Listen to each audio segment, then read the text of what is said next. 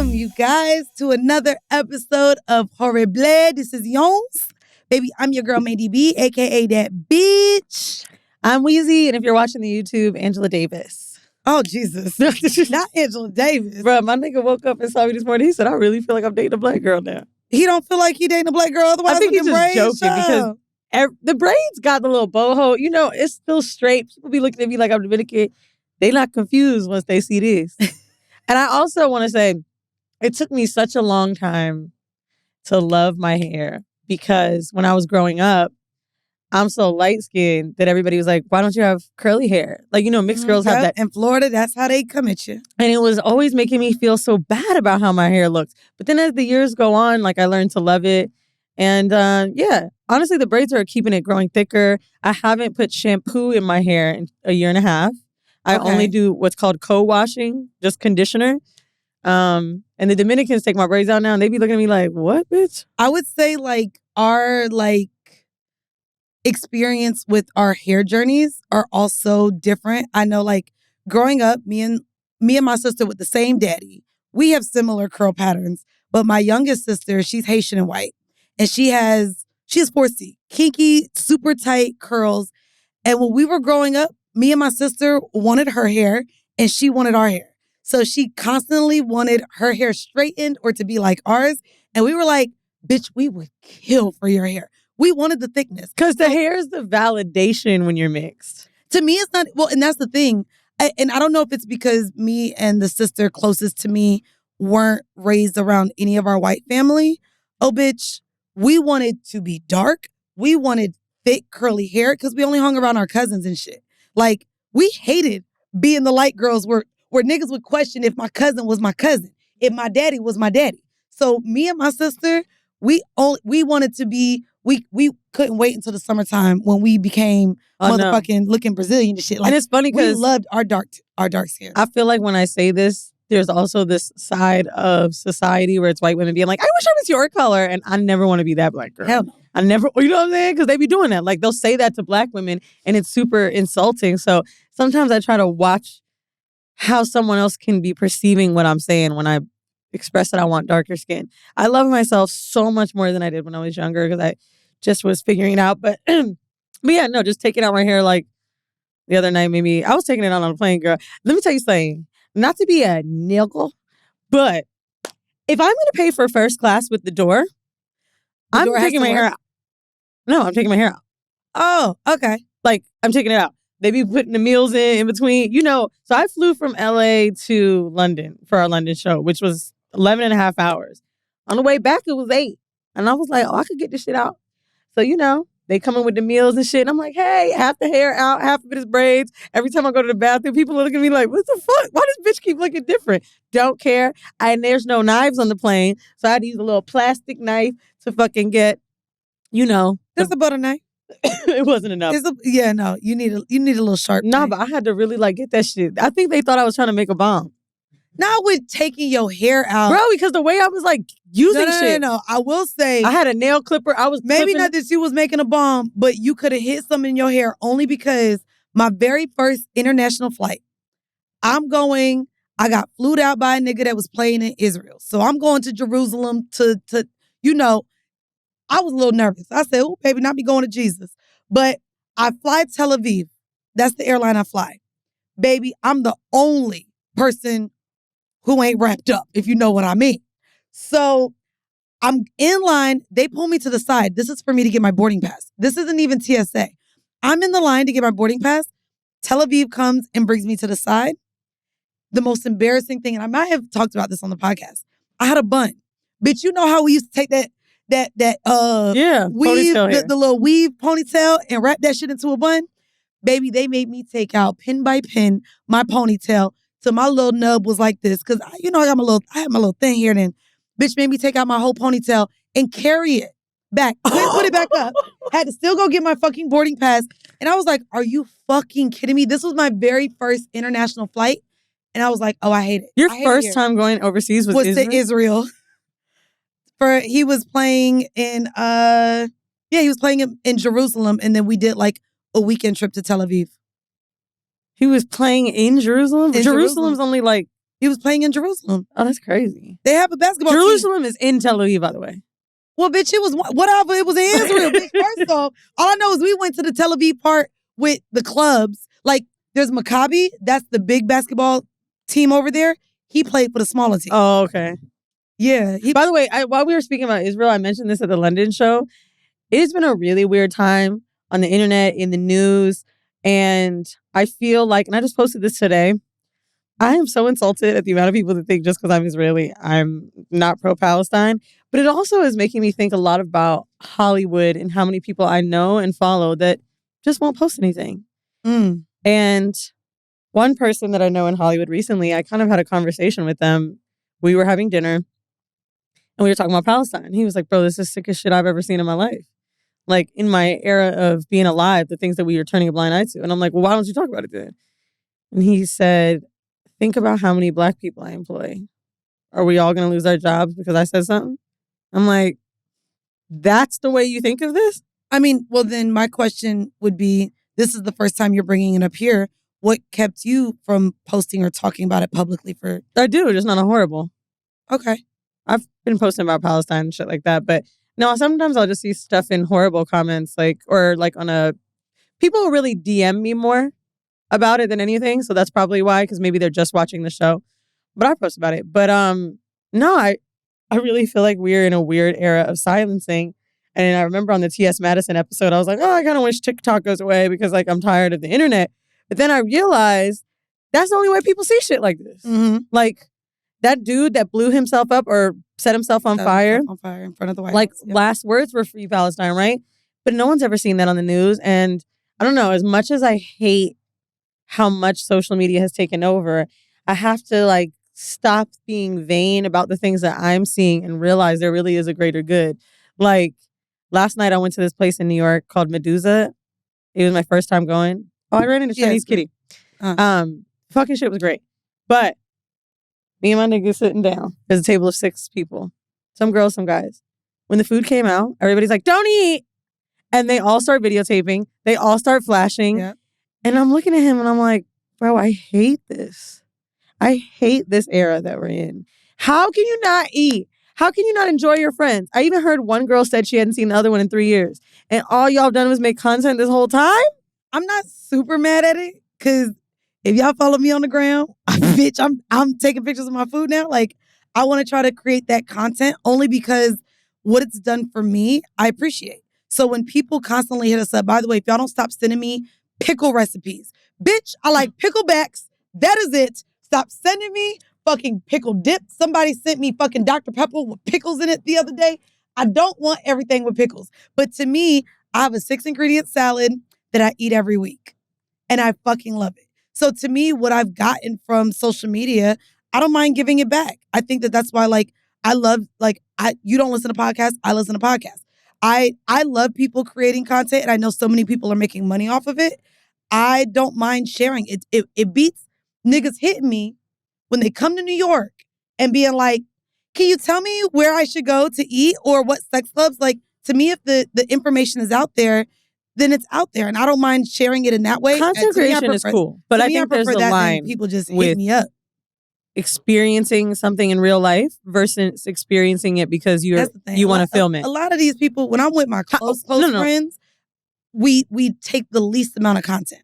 To me, it's when you're in these spaces with people who may not be friends, people who you may not actually give a fuck about their livelihood, if they're doing well, if their job is paying well, if their family is good. Those are the people that you hang out with and you create these moments. I don't think it's the people. I think that people are doing things to film it. I think people are experiencing restaurants, hotels, trips even, that are Instagrammable. Mm-hmm. More than they are worried about the memory they'll keep for themselves. Think about when we go to a concert, is anyone really watching it? Or are they looking at it through the screen? Nigga, fireworks. There's always so many jokes about how trash they look on Instagram, but really, how many times can we sit and enjoy the moment? What are the holidays with fireworks? All I know is wait, July 4th. Memorial Day does it? No. Dude, does Memorial have fireworks too? I'm not sure. And I know maybe New Year's, depending on the city. All I know is maybe New Year's is the one. Year's, for sure. I was going to say, baby, the last 5 years, all the holidays with fireworks, bitch, I be too lit. I be passed out before the goddamn fireworks go off. Sure. Especially 4th of July. For sure. Baby, we've been eating fucking glizzies and drinking since 12 o'clock. I can skip it. You thought I was wait, and we in My like dog's freaking out. I the can skip it. non-daylight savings time where it's dark. It don't get dark until 9 o'clock, baby. I'm asleep by the time the sun go down. I can't see no fireworks. I'm asleep. Well, I'm gonna be up. These little 2 hot days in New York got me. Honey, I was walking down the street with this little outfit on. Niggas was on it. I am so happy to be I back. can't believe you were walking like in this outfit. I didn't walk with the boots. Oh, then it wasn't the outfit. Oh no, I wore the Birkenstocks.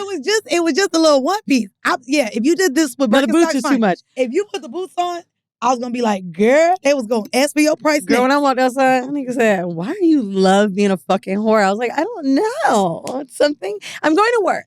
No, but on some real shit, I know that like people that live in cold places, people anywhere around the world with warm Did you weather, just call it clothed places? cold places. Oh, cold. But I know people that live in warm weather. Of course, we all feel like this, but specifically when you're in a cold place and you get that heat, bruh, we just act different. I never The pussy enjoyed the be summer in heated. Florida like this. It feels like It's in always this summer. No, I know. I'm saying I never really like cared about these months. Yeah. I never felt like, oop, gotta be out tonight. I mean, the rooftops, the ways that I'm planning, just like all of it. And honestly, I'm such a Euro bitch in the summer that I almost want to chill out and just be in New York. Oh, I'm taking the summer off. I'm gonna so be excited. a whore. I'm already setting up and letting it be known to the nigglets on my line that I am open and available for travel. I do have one. Wait, that sounds like a real whore. You know when they be like, here's my tour date. Oh, no, bitch. I'm letting them know I am going to be off from about June 15th to about August 1st. I'll have like I may be doing some recordings, but in terms of touring and constant travel, the only travel I will be doing is on some dick, okay? So I'm ready. I got maybe doing Trinidad. I'm trying to do Cannes, but Cannes would be for work, not for dick. But I am still trying to have a nigga pay for Cannes. So I'm back. Aren't you going to Japan? Japan is going to be in August or September. Japan's going to be fall or end of summer. Don't go in October because it was monsoon season when I went. Oh, wait, now. Oh, the rain. Yeah, I'm looking for August or September. I went for Halloween because I was like, this will be a fun time to go. Ooh. I was in tears. One day I was on a bike. I was biking around Kyoto. It rained so much that I couldn't see. I couldn't hold my phone for the directions because it was so wet. I was stranded. Some little Japanese lady let me in her house because I think she thought I was homeless. It was terrible. I came back crying in shambles. Also, what sucks about Google Maps or anything when you're in a place where there's not alphabet or English lettering, when you're hearing the sign in the street, it tells you to turn on. How the fuck am I supposed to know what it is? I don't know what that is. Oh, bitch, it was hard. I'm not gonna lie, that's my stress. I realize I like going to countries that speak English, but that's just my ignorance. My American fucking ignorance. I do like countries that don't, but like I just need the letter. Not me. So if I need to sound it out, this summer I am getting rid of my apartment in LA and gonna be nomadic and just visit my parents. Well, my mom has to move too, so I'm thinking about this. Y'all tell me what you think I should do. I hope this doesn't get back to her. Right now, I have 2 cribs. My mom and I lived across the street from each other. I'm like, damn, bro, that is a lot of money. Like, You about to move her in? Huh? You about to move her in? No, I'm thinking about getting a crib for all of us. Oh, yeah. I've been said that that's what you should have done in LA. However, sometimes I get in the car with my mom, and it's only been 6 minutes. And I already think I'm going to kill her. So, if I was in the same house as her, maybe I'd kill her. And I just want us to get along. And then my mom likes to do this thing whenever I visited her in Orlando, because I didn't have a place in Orlando, where she'll just knock on the door after hearing me on the phone for a second. Let's just say I was yelling about something. Come in. So were you talking about him or him? No. I'm not trying to stress you out. I'm just saying, who was it? I could talk about work. She'll come in and make a suggestion for me. Well, why aren't you guys going to tour in the fall then if you're worried about travel dates? And I'm like, yo, let me get my shit off. Anyway, I'm considering it. I know that it's the adult thing to do. It's also making me think I should buy, but I just don't know what to do. But anyway, I'm going to get rid of my crib, put everything in storage, and I'm going to travel and just focus on New York. The only thing that I have that's a hard yes is Paris Fashion Week. I love partying out there during Fashion Week. I want to take my boo to Puglia, like Tuscany area in Italy. I really love Italy and Amalfi Coast and stuff. And it's kind of cheap around Italy. Not the Capri and all those places, but like the small towns. I just kind of want to live cheap and ride bikes and drink wine. Yeah. When I said take, by the way, I ain't mean trick. I just meant show him what I know. Trick, but I realize. Let me go ahead and trick on your nigga. No. I don't have to do that. He's not a trick. He doesn't have pockets that need to be. Well, we're gonna get into the vanilla shit. I want to bring up something really quick. I want to give a shout out to Risky Dinner Conversations. I've been doing these HIV awareness dinners. They are specifically to talk about Black women rising HIV rates. No men are allowed. I actually tried to bring Vinny in one city and they're like, this is just for Black women because Black women are the newest leading cases of HIV in the States. Specifically, we went to Houston and Dallas and this shit was crazy. The rates are so high for HIV and everybody's trying to figure out why. It's literally attributed to the fact that when abortion became illegal, women don't trust fucking health care clinics because what if they're pregnant and then you have to report this pregnancy and what if the pregnancy is gone? So a lot of people aren't even going in there to get fucking tested anymore. I think what else is really good, and I have to talk to her to get the exact name, but I was with Cinnamon Love in Atlanta, and we were both looking to maybe document us both going to get on PrEP. And there's a PrEP now that they are allowing for women to get.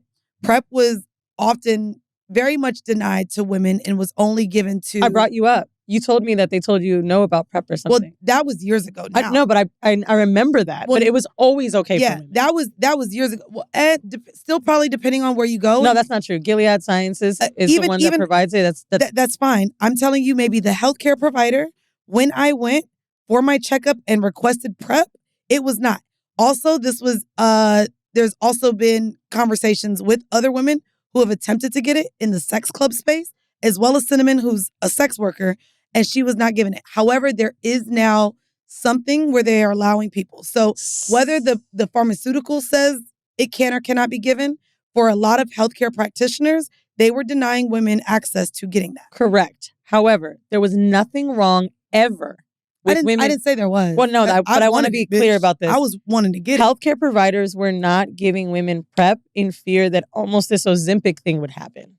So they were so worried about women getting on PrEP and there not being enough available to gay men or whoever they would assume would get this HIV quicker than someone else. And so now, because of these disparaging rates, now they're offering PrEP to women. With your experience in particular, I remember it's all about advocating for yourself. When you're going to get a wellness exam or a PAP, very few times are they offering HIV tests. You have to advocate for yourself. I only know about my fibroids because I had to ask for an ultrasound over and over, which they didn't even want to give to me because they were like, well, are you having issues? Are you not? It's just all about advocating. There's also another thing called Doxy Prep that I want everyone to look into that ever has a moment where you maybe not use a condom or the condom breaks, some shit happens. It's a pill that you can take after sex. I believe it's 24 to 48 hours, and it lowers your chances by getting STDs by 72%.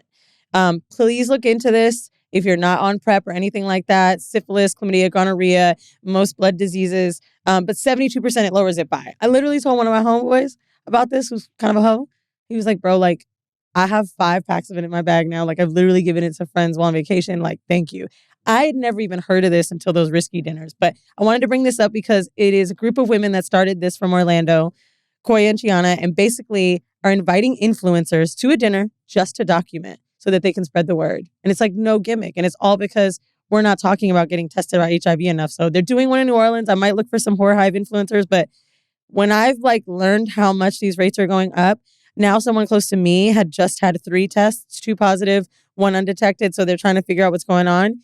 And it's just like, I never thought we'd be in the age where it would be amongst women like this. Oh, I did. And it's an ignorant thing to say, but the way that no one uses condoms, uses them, advocates for them, wants to shame me for using them or liking condom dick, for the fact that we as Black women, and this is not to blame Black women, but the fact that as Black women, we still have yet to create a safe space for our brothers and Black men to be where they want to be sexually. Mm-hmm. This does not surprise me at all. Like in terms of of the DL and still the conversations around sex, they have not seemed to progress over the years. And with these, with social media, unfortunately, I feel like we backtrack quite a bit with the shaming of dating, the $200 date conversations, the 50-50, the does a man really like you if he does this? And also, I mean, we are at the same time opening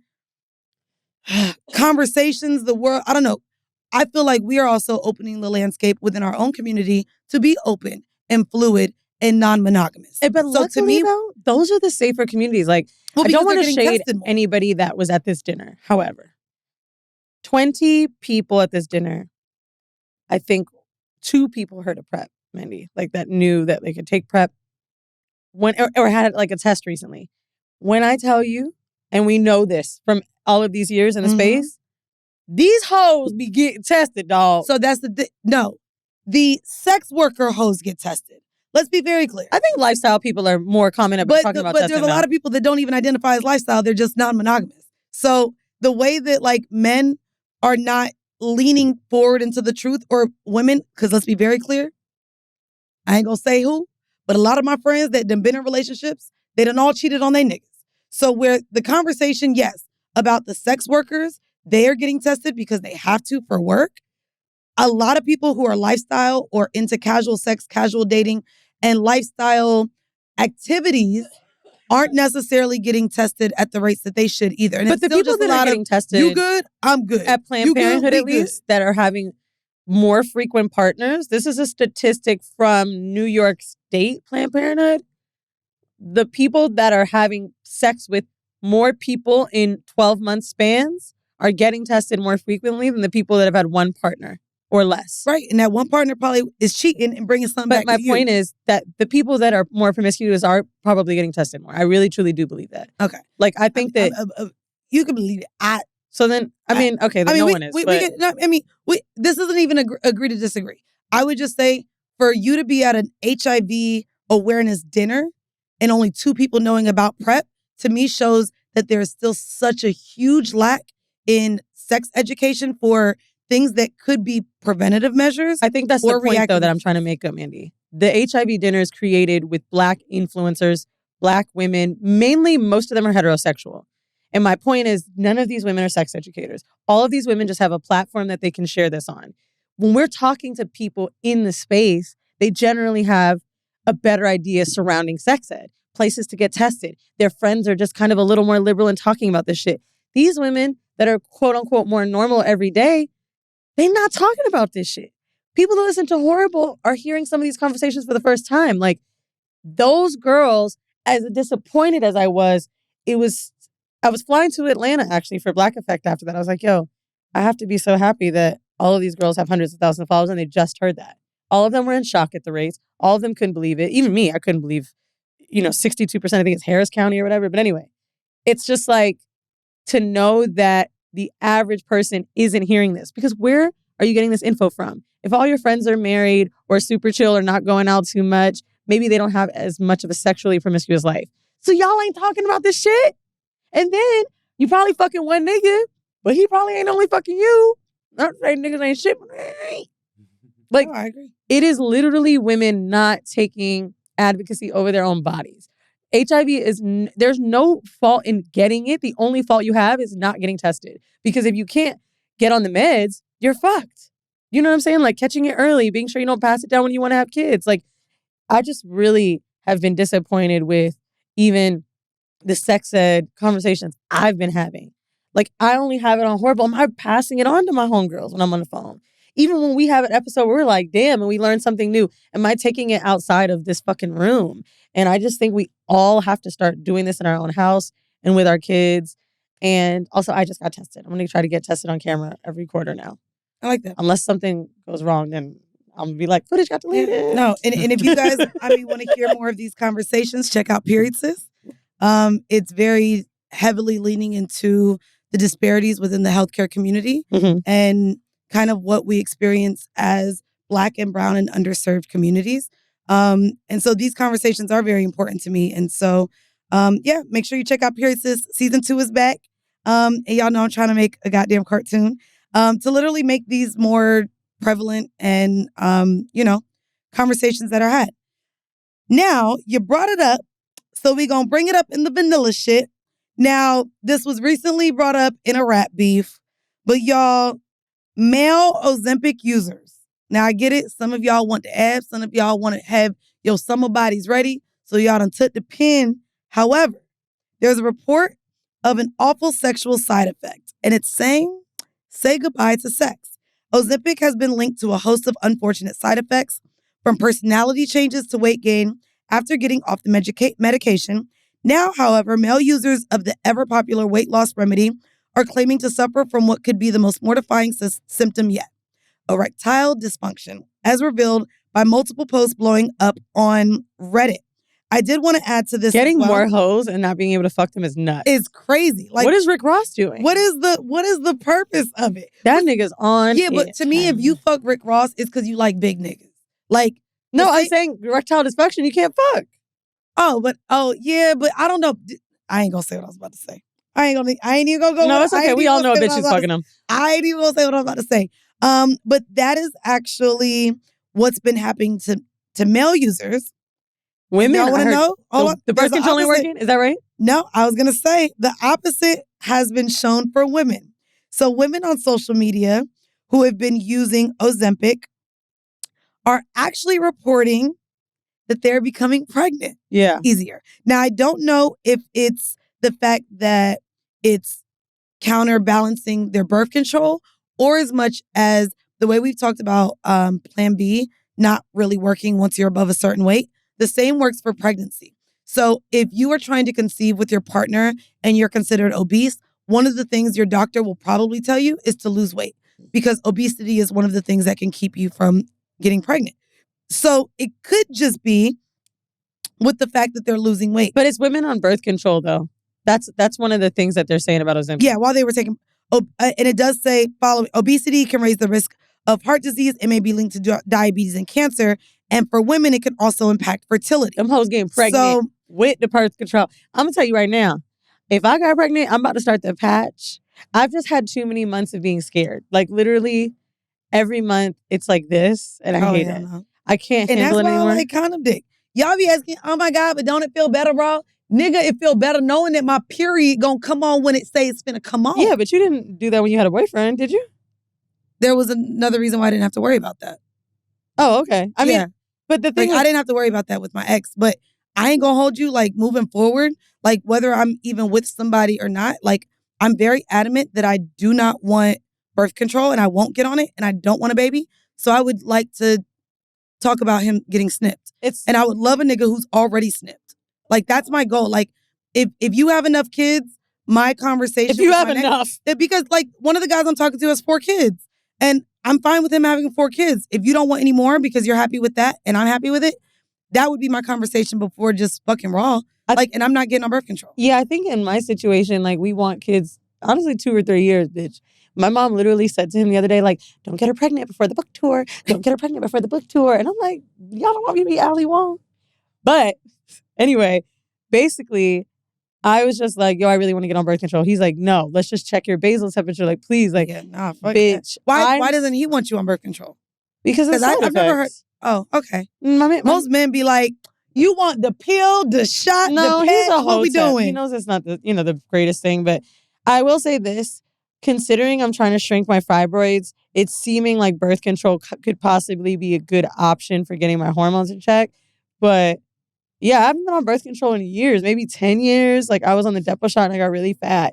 So I'm scared because me with weight on the bottom, I literally just had to ask if not in the Depo shot is even still around. It is. Like none of my friends have I heard like are on Depo. I don't even hear it talked about it anymore, but I got on the shot. I think I only took 2 shots. All I know is I didn't have a fucking period for a year. And then when that shit came back, I bled for like a month and a half. I was like, this is raggedy.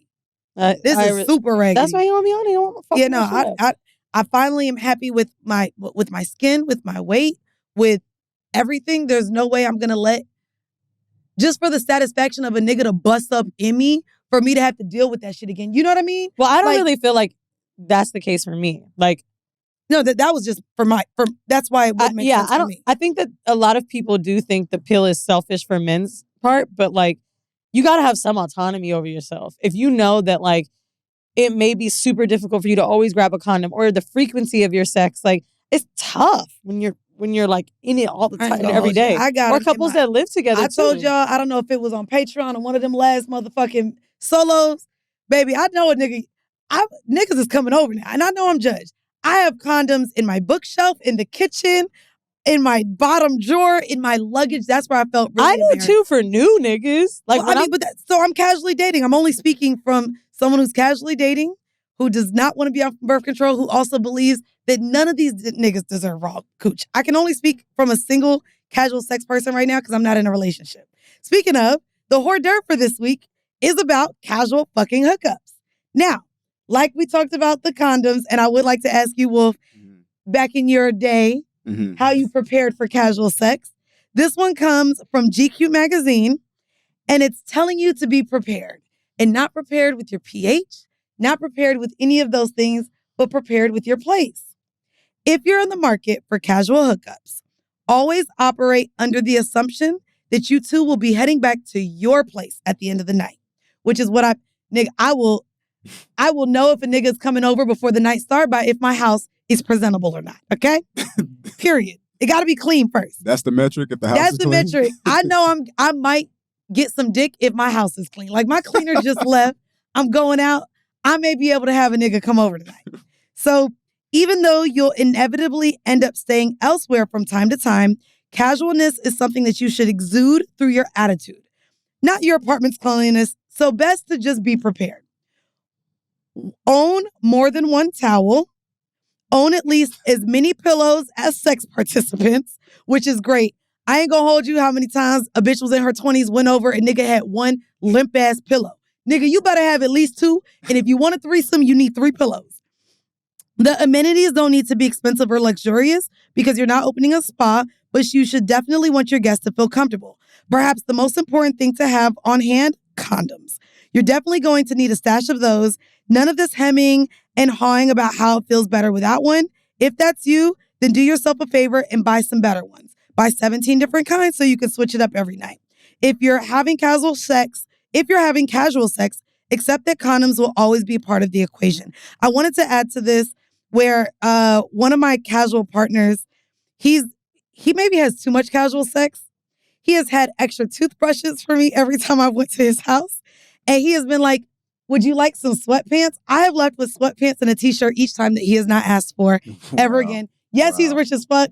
And I'm like, damn, I'm really walking around here. And he tall as fuck, 6'7", 6'8". So let's just guess he has a deal with whoever's sweatpants you're wearing. No, I'm not going to say what they had on them because maybe that is possible. That is the case. But no, they were both different. One was clear. The other had a word on it. If he's 6'7" and that tall or whatever, he's not paying for clothes anymore. Well, I've been there twice, and he has given me clothes to leave with. And he has given me movie. And he has given me toothbrushes. There is a movie where this bitch opened up and he had all of that. No. There's a movie where he gave her like a to-go bag.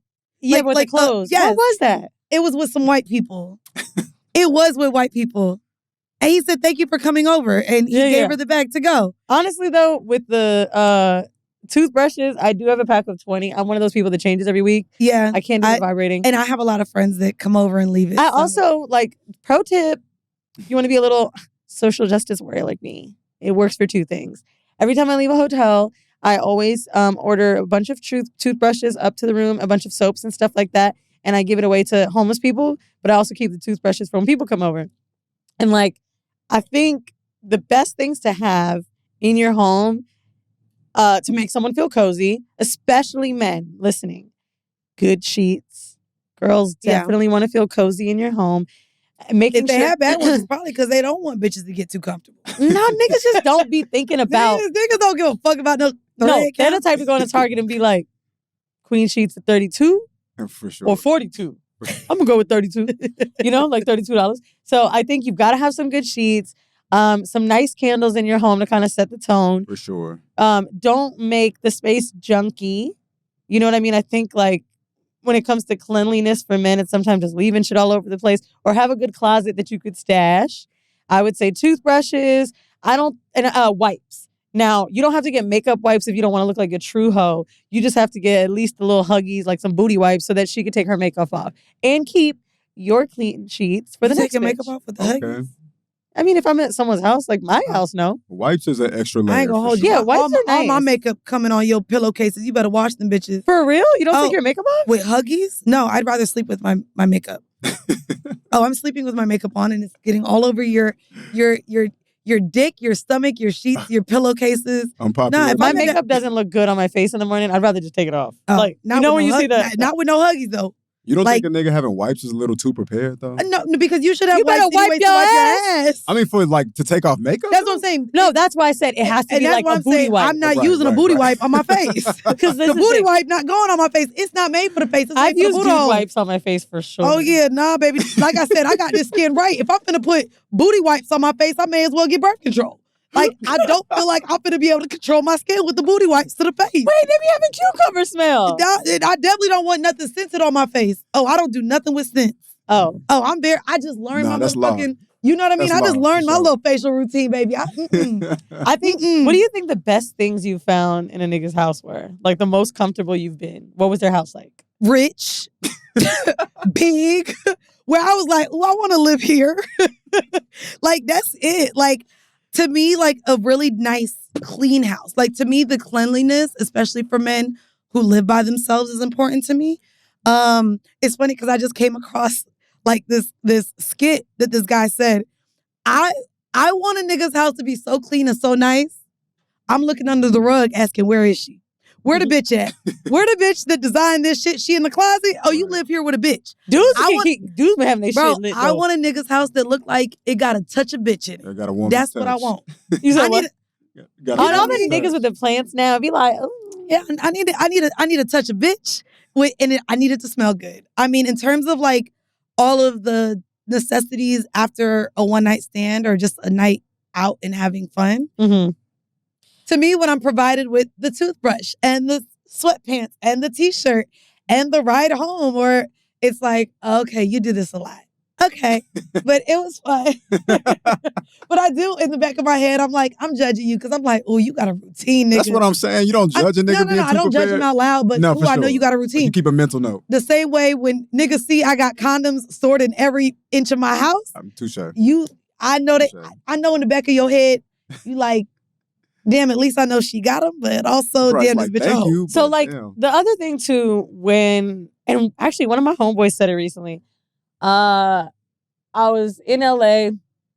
I think I had a house guest or something. Whatever it was, I was just like, bro, I don't feel like going home. He's like, go to my crib. I have a door code. He was like, just go in. Like, you're in the area anyway. I was in Santa Monica. I was like, no, I'm good. He's like, no. I want you to see why these hoes can't leave my crib. My shit cozy as fuck, nigga. Go look. Went inside his crib. I was like, okay.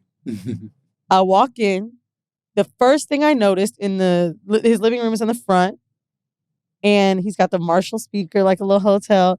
The blankets were cozy and heavy. Yep. And the L-shaped sectional so you can lay up together.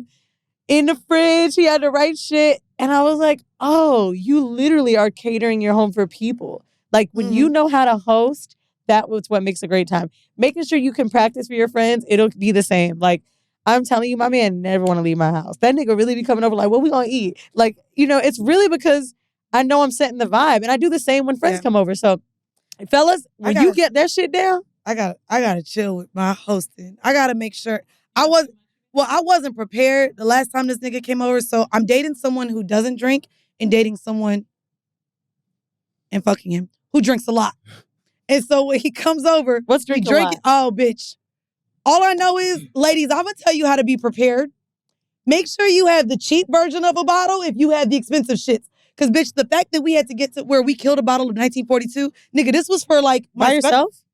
Well, it was halfway. We killed it. Oh, bitch. And did. If it was half a bottle, that's not bad. It's just me and him. Mind you, this was after we already had, we killed the rest. I only had like this much Tito's left. So I was like, okay, well, we can't go brown. Bitch.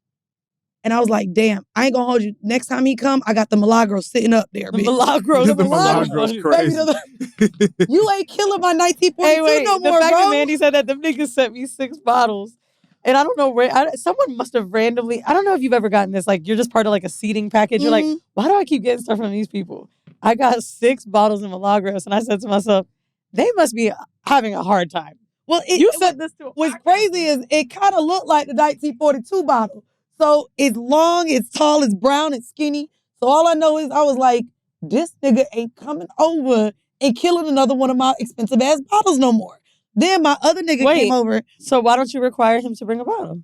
I mean, he could bring, if he brings the 1942, we could kill the 1942. But I also have a bar. Like, I constantly bring people over. So then my other nigga came over not too long ago, and he's looking at my bar. Wait, is this nigga number 1, 2, 3? Which? No, so this is one of my old niggas who just came in town. He flew here just to take me to lunch, but he met me at my house, and then we went to go to lunch. And so when he came over, this is one of my old heads. He flew to take you to lunch or fuck? He flew to take me to lunch. He had some tea to spill. So we went and had afternoon tea. He literally flew here, landed at 11, left at 7. He came Y'all here. didn't fuck? That's hard. Flew here for lunch. I'll say off air the tea he had to share because he's back on the roster. Anyways, so he came and literally he's hold on, what tea you got to share that you can't say? Is that? Oh no, baby, he planned it. Like he planned, I want to come and take you to lunch, and then booked a fucking tea room to give me the tea. Oh, bitch, we ate caviar. He couldn't say it on the phone. He probably could have, but he wanted to see my face, bitch. I get the niggas going. The nigga flew here to take me to fucking lunch. Okay. So he came. Mind you, I feel so bad because I had to say sorry. He bought me one of those like $300 cocktail makers when I first moved into the apartment. Bitch, everything's still in the box. It's on my bar, but I have yet to use it. And so here go him. It's okay. I bought another bitch one and she uses it great. Okay. Whoa. Petty. But this is how we talk to each other. So it's whatever. Well, good. Glad she used it. Maybe I'll use it in my next apartment. So he's looking at my bar and he's letting me know he knows I'm fucking with hood niggas. And I said, I don't like the judgment. Why do you think I'm fucking with hood niggas? And he literally is like, where's the Macallan? He starts naming all like the high-end scotches and whiskeys. I was like, nigga, I got bourbon, I got Bullet Rye, and I got Jack Daniels. That ain't enough. And so literally, he gave me the list. He was like, if you're gonna have gentlemen over of higher stature, you should maybe have some of this at your bar. He said, but I guess you won't be unless I come back for lunch. No, it's okay. And then I made him take a shot. We killed my Casamigos bottle. But yeah, anyways, those are my dating right now. I'm learning. It's fun. Is it hood niggas or is it old? Because I feel like the older I get, the more I'm like, oh, I'll turn down a free drink if it ain't good. What is old to us? Now, we're in our 30s. What is considered old? Because older. Like, young niggas like drinking cheap shit. Young bitches will drink cheap shit. My homegirls is not about to kill a fucking cheap ass bottle of nothing because they know we're gonna get sick the next day. Well, no, I don't have Aristotle in my fucking house. I don't even know what that is. But I might have you know Aristotle. Yeah, for sure. Look, we know Wolf knows some Aristotle. What the fuck is that? Aristotle's like the shit that they poured you at like if you go to a college party. Like it's Pinnacle vodka? No, it's worse than Pinnacle. The cover is like red and shit. Hold on, what's the worst like liquor y'all have all drank? Dave, I know you know this one. The worst liquor? The worst? I would say mine was Pinnacle Coconut. I remember that hangover. I thought I was going to die. They said that an IV cost $250. I was broke at the time, so I couldn't have someone come over. Jesus. I walked to an urgent care for the IV. It wasn't enough. Bitch, you know how I know it was bad? I didn't only throw up. I had diarrhea, bitch. You ever been that hungover? Oh, Jesus. It was coming out. No, that was definitely liquor poisoning. From Pinnacle. Because I'm like, we all know Hennessy gonna make you whipped shit. Whipped cream. It wasn't coconut. It was that whipped cream. The whipped cream. Because Hennessy gonna make you shit the next day. For sure. Like, nigga, I can't even smell Hennessy. Now, if y'all are over 30 still giving Hennessy a try to get drunk and lit, baby, I remember the Henny dick I was getting. Don't want it. It's not good. And then that shit in the morning, bro, when you shit out that Hennessy, it's almost embarrassing. Like, a nigga was just inside of me and this is what's coming out. Oh my God. Y'all remember the Four Loko feeling? Oh, yeah, no. Woo! Bruh. They came back. Hold on. I don't know if anyone has ever tried this, but I tried this for the first time. I don't know if I brought it up. I went to Malta for DLT last year. And we was hanging with these fucking crazy Euro hoes. They were black, I swear. And the party is black. And this girl brought out the nicotine that you put in your cheek. Y'all ever seen this? And it looks like powder? Hell nah. Nope. No one's ever heard this? I think it's called snuff. Oh, So snuff, yeah. You basically put it in your lip and you just let it sit there, right? And like they get fucked up like this. This was probably the worst I had ever felt. And this is something they all like get into like in Europe because they don't really got shit else to do. And apparently young teenagers do it too. They were black, you said? Is that what you said? No, they were black. Okay. But like even when we were in London just now, and I was at Shorty's house, I saw black people doing it too. They put it right here in the cheek. Dog, when I tell you something, it felt like a Four Loko. I was spinning left, right, left. Mind you, me and my homeboy in the car with these 4 bitches. He's like, bro, I'm going to throw up on him. I don't know what we're going to do. I'm telling you, the cheap ways to get fucked up, I don't want it anymore. Oh, yeah, no. I don't want it. I'd rather drink Zephyr Hills all night. I'm not going to lie. When I go to, like, the happy hours and, like, the Taco Tuesdays, and they have just tequila, vodka, and it's just tequila, vodka. They can't tell you I don't the name like of that. it. No. Give me... And what's crazy is Tito's should be, like, it's... You ever had a bartender fill up the bottle? You're like, what kind of tequila is it? It's Migos. No, it's good. It's good. It's got No, when they be trying to tell me it's just as good as, no, bitch, then you wouldn't be selling it for $4. You wouldn't. I had a Jägermeister shot when I was in London. Oh, yeah, you trying it. I thought it was Hennessy. You trying it. And there's no way you can I thought it was Hennessy. How do you think Jaeger smells like peppermint? Well, the trap niggas had Hennessy on the table, and I didn't know they just bought a bunch of shots for everybody to take. And I was like, is this the repertoire here? I can't do it. And I'll tell you right now, I love to be a party girl, but I have my limits. I am getting older and I have limits. Oh, yeah. One of my limits is congestion in the club. I could be having the best time, and I'm going to go. I don't care how fucking lit that I'm a piano is. Piano, goodbye. I'm out. I went to DLT. They were drinking. We were in the VIP. They were drinking Hennessy. I said, absolutely not. And then there was a bar in VIP. You were in the VIP? Hold on. The VIP didn't even have club soda.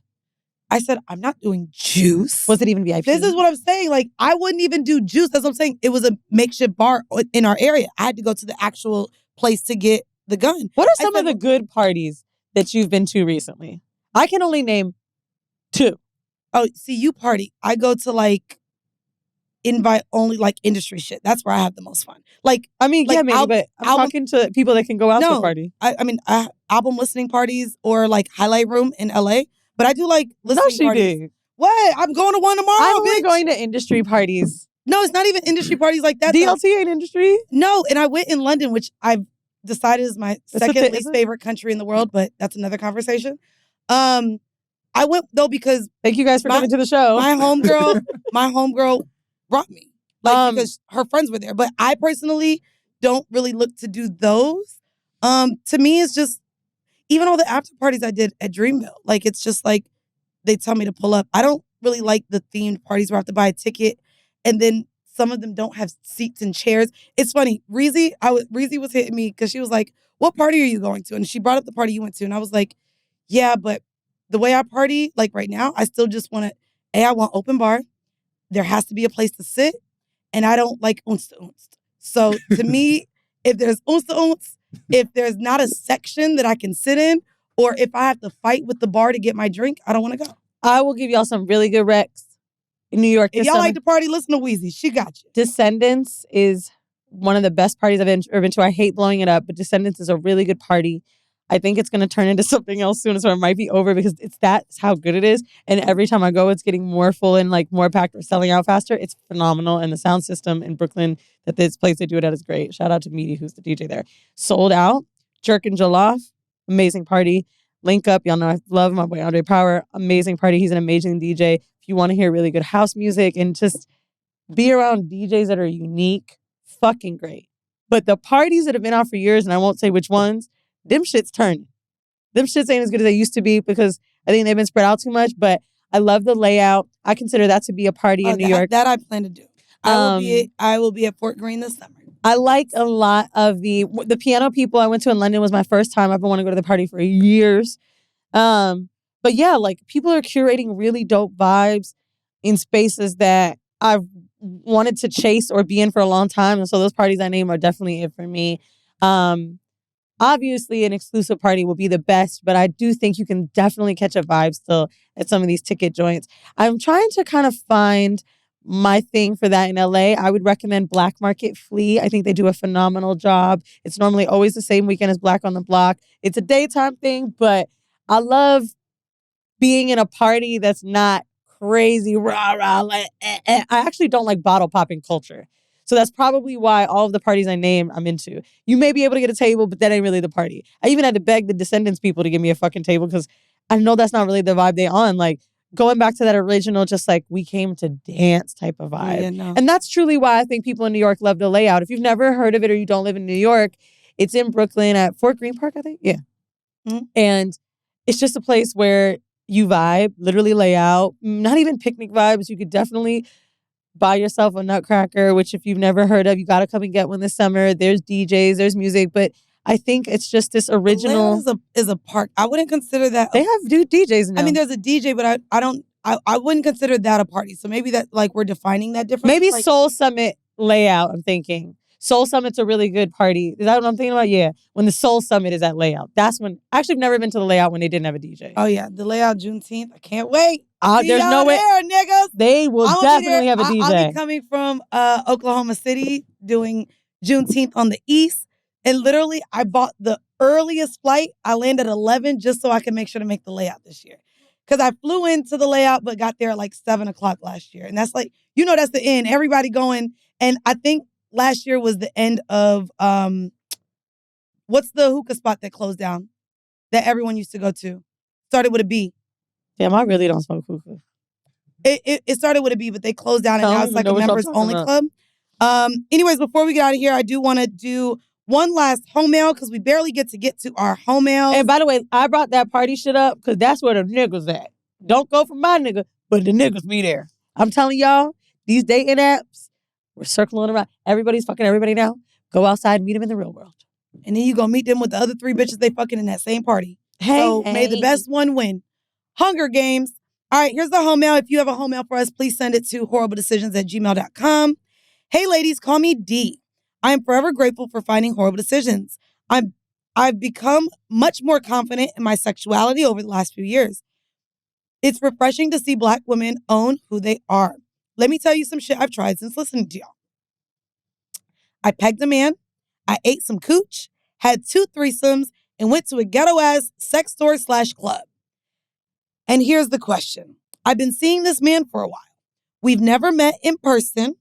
So, bitch, you ain't been seeing him. I don't know what you've been doing, but it ain't seeing him. I mean, we've never met in person, but we have formed a solid bond over time. We FaceTime. Okay, you see him on the screen and talk on the phone. Yes. You see him?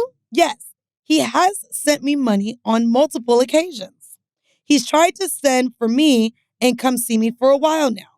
I've put it off because sadly, I'm not 100% physically attracted to him. He literally checks off every other box. He is also accepting of my sexual appetite. Do y'all need to be 100% attracted to your significant other? Is medium ugly acceptable? Thanks, D. Well, according to Brianda, no. But I'll say this. I've dated medium ugly, but I was attracted to them. So I think, I don't give a fuck who thinks my man look good. Same. You know what I'm saying? Like, Same. I am dating someone who's super conventionally handsome and fine, but if I wasn't and I found out it could be fine, I wouldn't care. Like, if I could be shallow Hal, I wouldn't, if I could see who I want to see, like, that's okay to me. Medium ugly is fine if you are attracted to them. If you are not attracted to the person you're dating, you shouldn't be dating them. I agree with that to an extent. And mind you, this is coming from the shallow person. To me, cool depends on your age, depends what you want. If this man, and I'm only leaning into the fact that you said he checks off every other box. But he's ugly? You also said he's medium ugly. You ain't say he ugly. There's a difference there.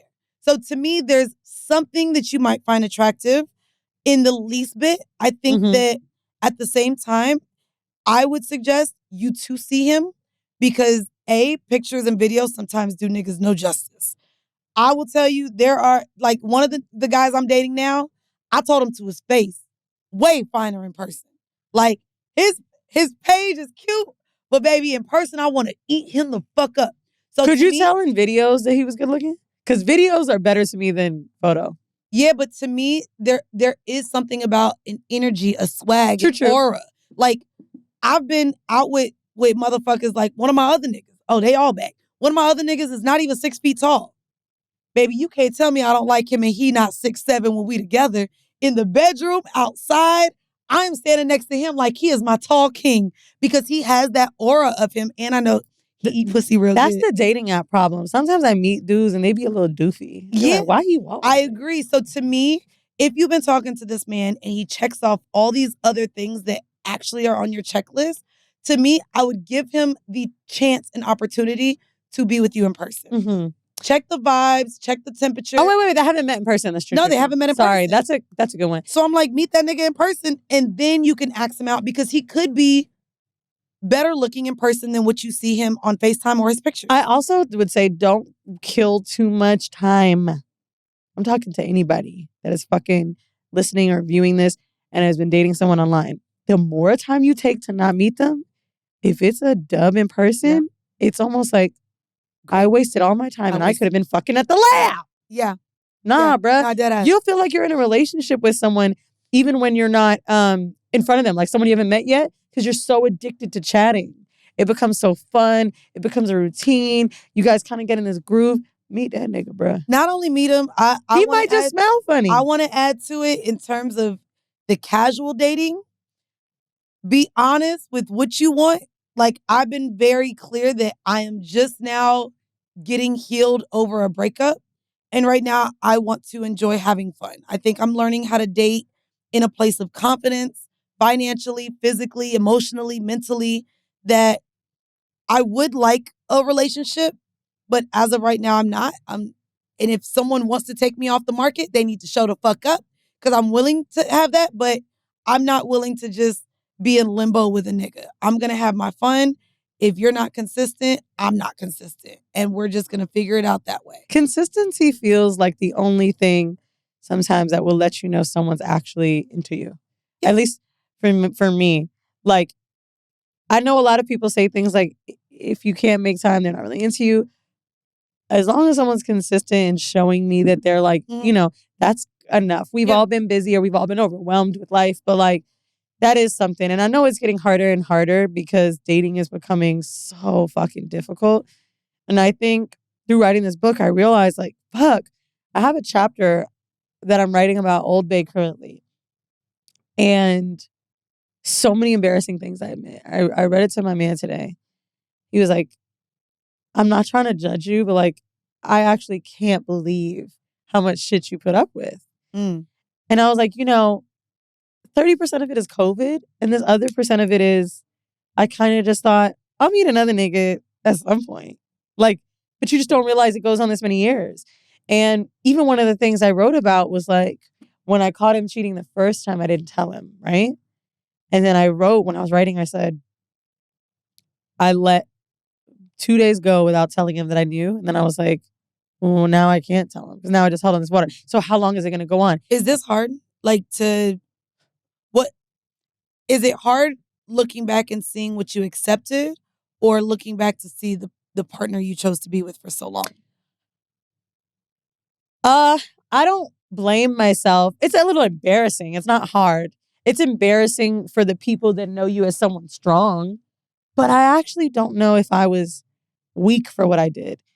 I also wrote that I was using him for stability, not financially. I was kind of sad during COVID. I didn't, so I gave up my crib when I moved to Mexico to a friend. It was actually FA. So I couldn't just have this escape from him. I didn't want my parents to know I was going through it and move in with them in Orlando. At the time, that's where they lived. I didn't want to go back to my old crib. I didn't want to stay with friends. So I was like, damn, I just got to thug it. I also committed to this apartment in Mexico with him too, right? So I'm like, this is still my home too.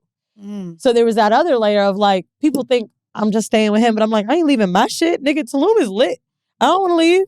So it was kind of just like, what am I going to do? And yeah, I got my lick back.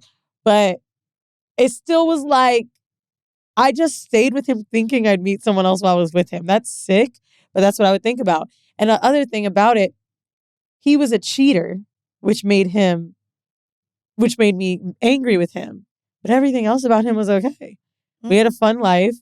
He had bread, so we were able to move around.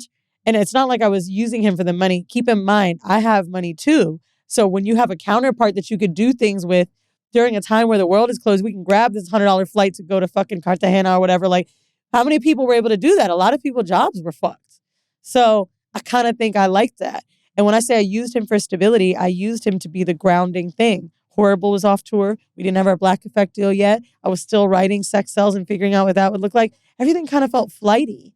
And so now to be a little more secure in my independence, not again financially, but just like being dolo. I don't think I was ready to be alone during the pandemic.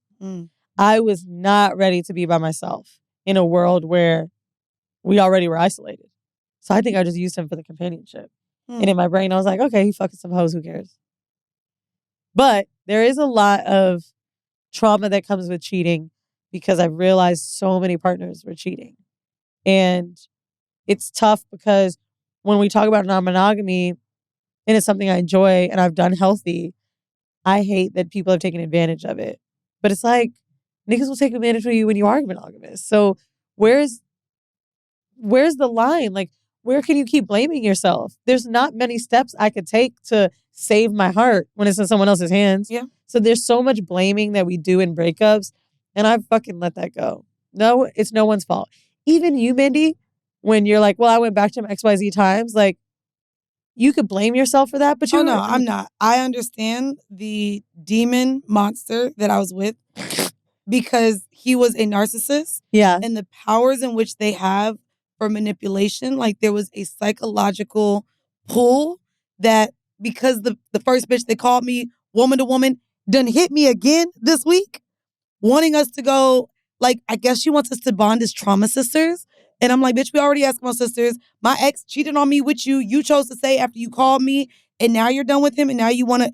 I said, you don't get to bring me back to reliving what he was. I think the hardest thing about that relationship is the fact that despite how manipulative, how psychologically draining that relationship was, I really, really am holding on to how great he made me feel in certain moments. So there's a chapter I'm working on for the book and I just had to call the owner of the dungeon. We went to a dungeon together. And that chapter, when I said I wanted it in the book, we were still together. And it was this euphoric kind of twist on finally finding someone who makes me feel safe, who makes me feel seen. It happened in the dungeon. As a Black man. Well, we did things like, and I shared about it on the pod. He did electroplay with me and I put him in a chastity belt. But that whole night was us trusting each other to do things that we both said we would never really want to do, but we would allow the other person to do it because that's how that's how much we trusted each other. And so to now be revisiting this chapter on a night that was centered around trust and safety, to be reliving that night with a man who does not make me feel safe, who I do not trust, who betrayed me in every way possible, and who now I feel like genuinely manipulated me and all these other women that he's been like with. It's hard for me to really view this person and view those memories as real because I did feel so good. He made me feel good. He was my peace. And that's my thing. Like with these relationships, I have zero desire to just be with a nigga to be with a nigga. I have zero desire to be with a nigga to lay with one. To me, my peace, I would much rather be single. Like, and I know I probably shouldn't put that out in the universe where, yes, a relationship and a partner would be nice. I'm not lonely right now, which is what I feel like a lot of people seek in relationships. Like they don't want to feel alone. And my friends are so fucking heavily involved with my life and I love them so much and they're what brings happiness to me that I don't feel lonely. So now it's what we talked about in one of our previous solo episodes. It's okay, I know I yearn for intimacy. So if I can get those from niggas without having to deal with the fucking drama or the betrayal or a nigga fucking off on me or embarrassing me, I'm so cool with just where I'm at, having these partners in my life. Like I said, the one that came back, that came up and just took me out to motherfucking lunch. I love those partnerships, but I'm really dealing in therapy right now, reliving my sexual assaults, reliving all my relationships with men, with the fact that I only and have only been with Black men. I have only been violated by Black men, and I have never in my life felt safe with Black men. So I'm currently You dealing never with feel safe with No. black men? Nope. And I asked my mom that question on the phone. I said, Mom, what man has made you feel safe in your life? And maybe I'm sharing too much. The man that she said to me led her to OD, to where I almost lost her because of this man. So I'm like, the only nigga that made you safe is the nigga that made you try to overdose? You got me fucked up. So I've literally been going through so much of my mom's trauma that she's now been opening to sharing me. She's now going to therapy. I've sat back and went through my sexual assaults in this chapter. They were black men. To where my sexual assault on the train, I brought up in therapy where I was like, I'm over it. I was so upset that it was a black man that did that to me. Like, so no, I don't have these experiences of violation with any other man. Mind you, my dad is black. Baby, really don't feel safe with that nigga. My mom needed more child support. And he said, deuces. Oh, you want more money? Yeah, fuck the kids. When it came to my abortion, my dad said, that's your problem. So even my uncle just got deported because he chose to violate my cousin. Like, so many of the men in my life I think the haven't fact seen that there hasn't been another, I will just say this. I'm sure there's good men out there, by the way. I am not saying, and I want to make that clear too. I'm friends. I have really good friendships with black men in my life, really strong connections. What I'm saying is from a familial space, family-wise, and from a romantic space, that safety, especially with my ex experiencing that to where I had finally felt safe and heard and seen, and for that to be betrayed and my sexual assaults and things like that, I'm navigating because at the end of the fucking day, I only see myself with a black man. I've never steered clear. Told you I don't like them crackers. Never wanted a Chico. Sorry, I only want a black man. So there's also forgiveness in probably so many black women who have that same experience that still only want a black man. And I'm willing to show up and see men and give them the chance and continuously date and give myself to them. But I'm also working through the trauma that no, there's not one black man I feel that has made me feel fully safe or seen. I gotta be real with you. There are very few times in my life and in situations that we ever talk about on Horrible where I want to take race out of it. None of my Latino homegirls, I have one close Asian homegirl, white friends, all of them have problems with men. No, so wait. Let me just get this out. I just don't have experiences with other colored men. That's all.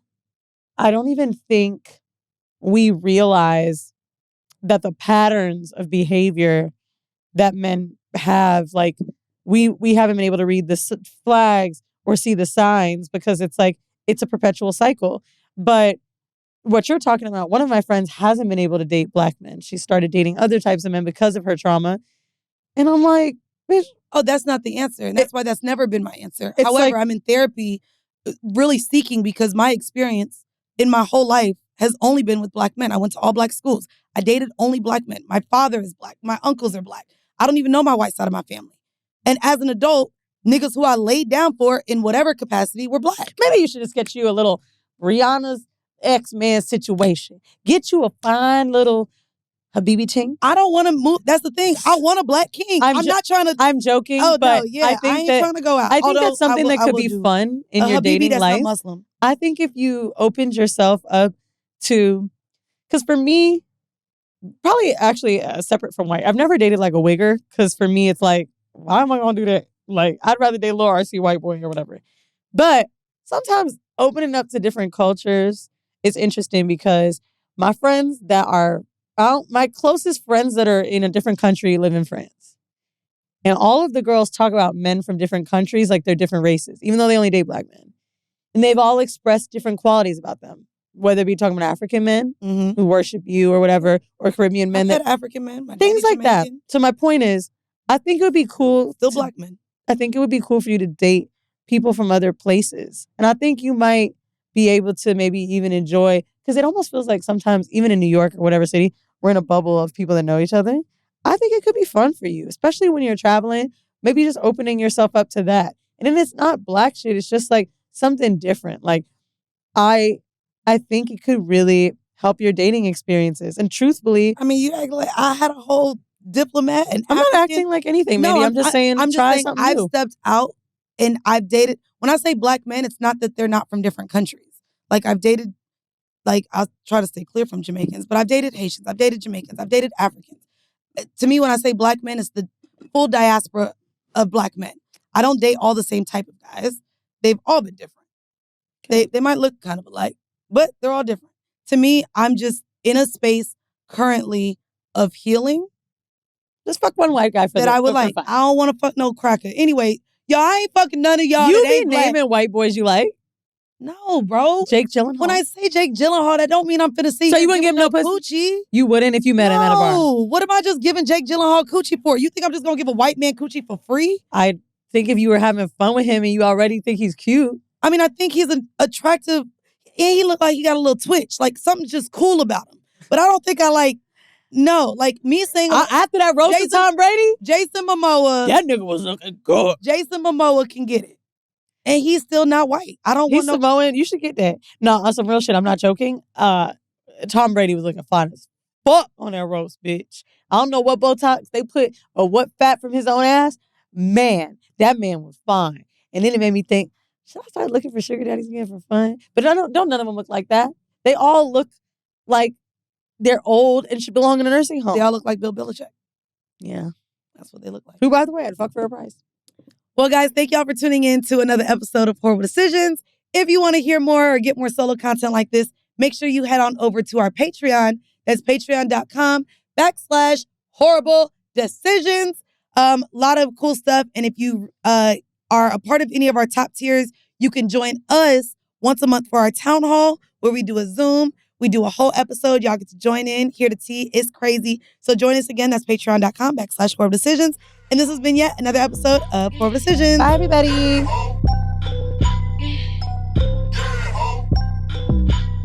It's bonus B. Welcome back to another episode on our Patreon, which have truly become my favorite episodes to make. Because we just gonna sit here and shoot y'all the shit. Shoot y'all the shit? Shoot y'all the shit. I can't say that. Like shoot the shit. You ain't never heard of shoot the shit? Yeah, but shoot y'all the shit. Shoot y'all the shit. No, I can't say that. We're not gonna do this. I'm gonna shoot you the shit. That don't sound right. We shooting y'all the shit. Sure, babe. Okay. Anyways, we gotta be able to schedule this because this is considered a part 2 continuation of a regular episode. But y'all know we be bulk recording, so here it is. But wanted to, keep it flowing, keep it going. Okay, so we are at the point where you said he is super ambitious. The okay, so really like him. Then I shared with you the nigga that I fucked after not fucking for almost 4 years. Right. And now I fucked and it's good. Boom. So there's 2 other niggas. So let's start with nigga number 3. So nigga number 3 Let's open door number 3. Nigga number 3 was about to be the nigga that would have been, if I played my cards out this week, it would be another artist nigga I ain't show you about. That's what I'm about to show you too. Oh, so there's 3 niggas I'm about to tell you Jesus Christ. So the 3 niggas, he was about to be number 3. Okay. So I've been having the hardest dilemma with him because this is Patreon, and no, I am not shaming. No, I'm not judging. But he's a sex worker. He has an OnlyFans. Okay. But we've been talking from before he had an OnlyFans. Back when I was fat, bitch. We've been talking since 2017. But now he's so what did he do before OnlyFans? I think he was just a broke fine nigga. Oh, okay. And now he's a lit OnlyFans nigga. Let's see the content. Okay, so, I'll show you the content, then let me go to Twitter first. Okay. Before showing you, I was going to show you his pretty smile and his lovely face. Yeah, I don't care about it. But since you actually want to see the dick. So this is, let me turn down. I heard the shower, bitch. No, so that's who. I've seen him before. Yes, I'm sure. Everyone has seen him before. So I'm supposed to be fucking him this week. And we've been talking. Why do you keep trying to fuck my type of niggas with dreads? Bro, I've been talking to him since he ain't have dreads, okay? He had I think a low cut. Oh, look at the cum coming out slow. Baby. Bitch, you gonna take these? Girl, don't do that. Don't do that. Don't do that. Don't do that. Ew, your shit finna break. So that's another reason why I didn't want niggas before Wait, where's him. the videos of him fucking bitches? He ain't got Bitch, none? he deleted all of them. I don't know what's happening. It's giving solo. I even subscribe to prepare to his OnlyFans. So I subscribe. Oh, is he one of the niggas that bitches been accusing of some shit? No, he's actually not. That's his real cum coming out? Bro, it's hot. And he just said, babe, if you want me to spend the night, I'll spend the night. He So said, I'm like, babe? He's been calling me babe. And I'm like, what are we doing here? Not paying, not girlfriend experience. Sorry, I'm Whoa, calm down. Okay, no, bitch, I'm in March. get off his goddamn page. So this is the nigga I'm it's already. Ain't it funny how niggas with locks be wearing bonnets? That shit is so it's cute. already prescribed. Subscribed. Scheduled. I don't know. What's in your cup? Bitch. We are fucking on Wednesday. Okay. The problem is it's Monday. I could have a nigga slide over tonight, but then the nigga I actually like, we going on a date tomorrow. You need to fuck someone before him so it's open. Cause it's big, right? Yeah. I don't like this advice. Edit. Edit, is that not crazy? That's not crazy to say. Bruh, is anyone watching on the video? No, his dick is big. His dick is big. Is the girth of this water bottle. His dick is big. Hold on, let's see. And it's like, what you gonna do? His dick is big. So bitch, anyways. that motherfucking dick is gonna confuse your pussy from your asshole. So I'm supposed to fuck him on Wednesday. Then this is the nigga. Is he just gonna come over? You guys gonna get drinks first? No, girl, I'm gonna be in Atlanta. He gonna come through to the hotel. Hotel sex, bitch. Okay. Hotel sex, bitch. He coming through. He's spending the night. I got a production date to do the next day, but so I'm like, he's gonna wait. Why is he spending the night? You actually. So that's what we've already talked about. So